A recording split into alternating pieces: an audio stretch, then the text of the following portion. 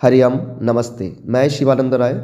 आज हम संस्कृत संधि का कुछ महत्वपूर्ण प्रश्नों अभ्यास करेंगे। तो खास करके सीबीएसई जो क्लास 10 और 9 8 का जो बच्चे हैं उन लोगों के लिए ये क्लास बहुत इंपॉर्टेंट है। तो प्लीज़ आप लोग अच्छे से अभ्यास करिए ताकि आपको एग्ज़ाम में जो प्रश्न पूछा जाए तो आप आंसर दे सके। पहला वाला जो प्रश्न है, कश्चित कृषकः बलिवर्धभं क्षेत्रकर्षणं कुर्वन् आसीत्। यहाँ पर कश्चित इनका संधि विच्छेद करना पड़ेगा। तो 4 ऑप्शन है, इनमें कौन सही है, कौन सा ऑप्शन सही है आपको आंसर देना है। तो पहला वाला जो है क जगचित, दूसरा वाला क जगचित, फिर कश जगचित और क जगचित। ये जो 4 ऑप्शन है इनमें सबसे सही आंसर कौन सा है? देखिए, इस प्रश्न का सही आंसर है कह जगचित, क्योंकि अकार विसर्ग के बाद अगर च या छ आए तो विसर्ग की जगह तालवश आ जाता है।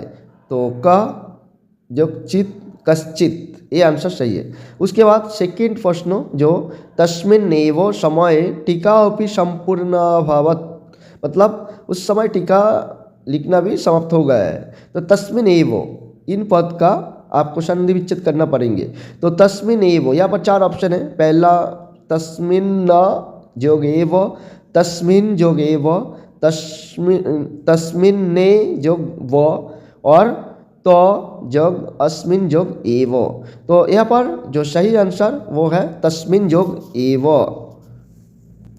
फिर तीसरा प्रश्न देखिए, जगदीश सर्वं रक्षति। जगत ईशा यानी जगत का जो ईश्वर, जगदीशः यानी जगदीश्वर, जगत के ईश्वर, सर्वं रक्षति मतलब सब कुछ रक्षा करते हैं। तो यहाँ पर जो जगदीशः इनका जो संधि विच्छेद सही वाला कौन सा है? पहला जगत जोगीशः, दूसरा जगत जगईशः, तीसरा ऑप्शन है जग जगदीशः और चौथा वाला जगदी जोग श।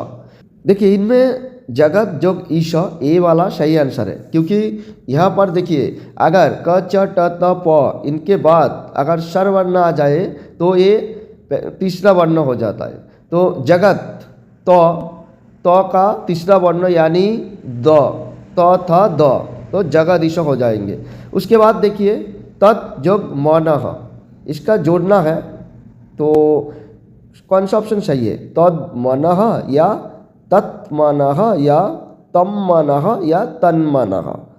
हाँ, यहाँ पर ऑप्शन यही एक ही सही है, वो है तन्मनः, क्योंकि जब प्रथम वर्ण के बाद म या न आए तो वह 5वें वर्ण में बदल जाता है, यानी पंचम वर्ण हो जाता है। तो तय हसन ये इसके बाद म है, इसलिए त का पंचम वर्ण यानी न तन्मन हो जाएंगे।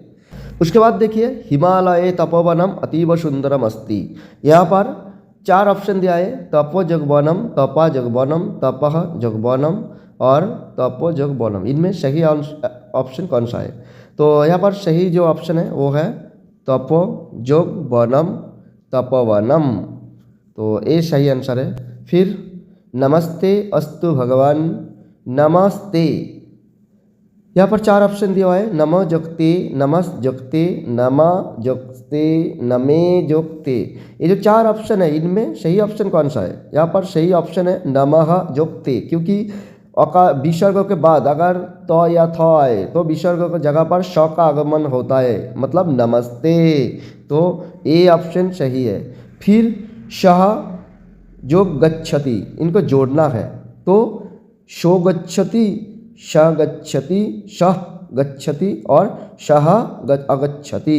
4 ऑप्शन दिया है, इनमें सही ऑप्शन कौन सा है? देखिए, इनमें यहाँ पर जो सही ऑप्शन है वो है श गच्छति, क्योंकि अकार विसर्ग के बाद अगर वर्ग के तीसरा, चौथा और पंचम वर्ण या जबर लह आ जाए तो वहाँ पर विसर्ग का लोप हो जाता है, यानी श गच्छति।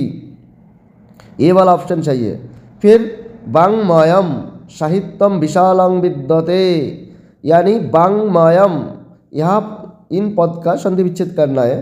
तो सही आंसर कौन सा है आपको आंसर देना है, तो आप लोग आंसर दे सकते हैं जल्दी जल्दी। तो देखिए, पहला जो ऑप्शन है वांग जोगमयम, वाचो जोगमयम और बाक जोगमयम, बाक जोगमयम।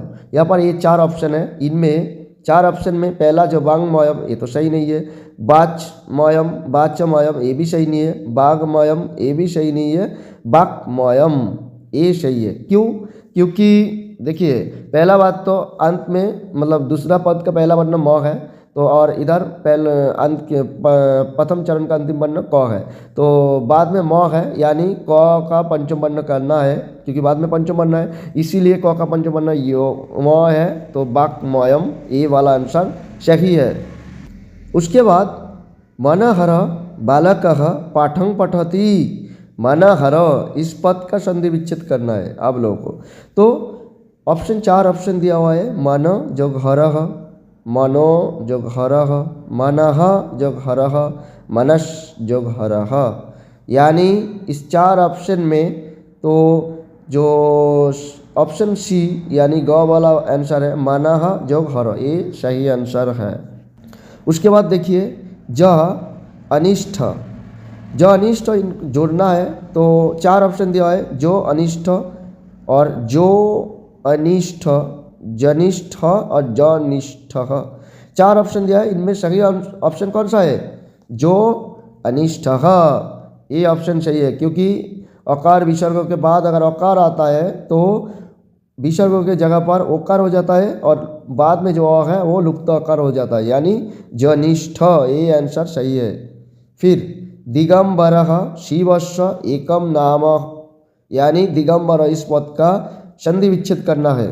4 ऑप्शन है, इनमें दिग जोग अंबर, दिग जो दीग जोग अंबर, दिग जोग अंबर और दिग जोग अंबर, ये भी मतलब इसका भी आंसर है दिग जोग अंबर। क्यों? क्योंकि देखिए बाद में अगर स्वरवर्ण है और पहले मतलब प्रथम चरण का अंतिम वर्ण पहला वर्ण है, वर्ग का पहला वर्ण है, तो वो तीसरा वर्ण हो जाता है, तो दिग दिगम ग हो गया, क ग हो गया, तो दिगंबर, ये आंसर सही है। फिर देखिए उन्नति ही परिश्रमेण एव भवति, मतलब उन्नति परिश्रम से ही होता है। यहाँ पर जो 4 ऑप्शन है वो उ जोग नति ही, उत जोग नति ही, उद जोग नति ही और उन जोग नति ही, तो ये जो 4 ऑप्शन है इनमें जो सही आंसर है वो है ख वाला, यानी उद जोग नति ही, क्योंकि बाद में न या म है तो पहला वर्ण है तो वो नौ का ही मतलब नौ में अनुनासिक नौ में चेंज हो जाता है, तो इसीलिए उद्योगनति ही यानी उन्नति ही। फिर और एक जुड़ना है, ये वाला देखिए अशीतस्व जोगन्नस्व, तो इनका भी 4 ऑप्शन दिया है, अशीतस्व अशीतस्व अन्नस्व और अशीतस्व अन्नस्व अशीतो जोग अन्नस्व, ये जो 4 ऑप्शन दिया है इनमें यहाँ पर जो पहला वाला ऑप्शन है अशीतस्व, ये वाला सही है, क्योंकि अशीतस्व जोगन्नस्व, अशीतस्व अंत में अ है और बाद में भी अ है, दोनों अ जोड़कर आ हो गया, यानी अशीतन्नस्व, ये वाला सही हो जाएंगे। फिर देखिए राम अवदत् सत्यं वचनम, मतलब राम सत्य वचन कहते थे। यहाँ पर 4 ऑप्शन है, पहला जो ऑप्शन है राम अवदत्, उसके बाद दूसरा राम अवदत्, फिर रामः अवदत्, फिर राम अवदत्, ये प्रश्न भी मैंने कराया, तो ये जो यहाँ पर जो तीसरा ऑप्शन है रामः अवदत्, ये वाला सही है, क्योंकि रामः अकार विसर्ग के बाद अकार है तो अकार ओकार हो जाता है और बाद में जो अकार है वो लुप्त अकार हो जाता है। फिर इतस्ततः मा भ्रम, मतलब ये इधर उधर मत भ्रम, यानी घूमो या घूरो, भ्रमण मत करना इधर उधर। तो देखिए यहाँ पर जो 4 ऑप्शन दिया है इनमें ईतश जोग ततः, ईता जोग ततः और ईतः जोग ततः और ईता जोग ततः, इनमें जो 4 ऑप्शन इनमें सही आंसर है ईतः जोग ततः। क्यों? क्योंकि विसर्ग के बाद अगर त या थ होता है तो विसर्ग के जगह पर श आकार का आगम हो जाता है, तो यहाँ पर जो 3 नंबर वाला ऑप्शन है ये सही है। इसके बाद षट् जोग आननः, तो इसका जो सही आंसर है कौन सा है? षडाननः या शटाननः या शराननः या शन्ननः, ये 4 ऑप्शन दिया है, इनमें जो सही आंसर है वो है षडाननः, क्योंकि ट यहाँ पर पहला वर्ग का पहला वर्ण है और उसके बाद स्वरवर्ण है, यानी तीसरा वर्ण हो जाएंगे, यानी षडाननः, ये वाला सही है। फिर और एक प्रश्न आ गया है कोपी तत्र नास्ति, मतलब कोई भी वहाँ पर नहीं है। तो इनका ये भी मतलब दो इस टाइप का दो प्रश्न हो चुका है, तो मुझे लगता है ये आसान है। जैसे को ओपी क अपी ही क ओपी और को ओपी, मतलब देखिए डिफरेंस बहुत ही कमी है। मतलब इसी टाइप का जो प्रश्न है इनमें ज़्यादातर गलत होने का संभावना है, क्योंकि जो स्टूडेंट को मतलब अति उत्साहित होकर क्या करेंगे, जैसे को अपी में टिक लगा देंगे, या तो कहा जोग अपी में लुप्त अकार अपी में टिक लगा देंगे। बट जो सही आंसर है वो है क जोग अपी, क्योंकि अकार विसर्ग के बाद अकार है, तो इसीलिए अकार ओकार हो जाता है, और अकार बाद में जो अकार है वो लुप्त अकार हो गया। तो फिर अच जोग अंतः, ये वाला चार ऑप्शन है अजंतः, अचंतः, अदंतः और अच अंतः, अच अंतः।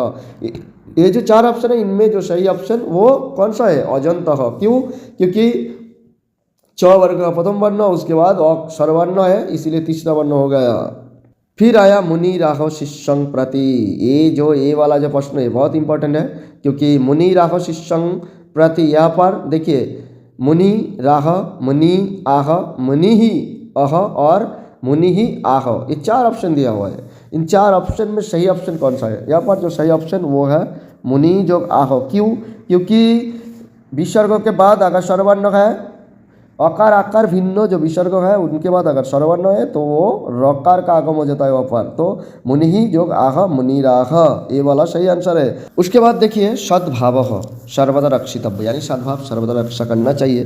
तो इनमें जो सही आंसर कौन सा है, चार ऑप्शन दिया हुआ है सद्भाव, सद्भाव, सद्भाव और सद्भाव। ये जो चार ऑप्शन दिया है देखिए डिफरेंस बहुत ही कम है।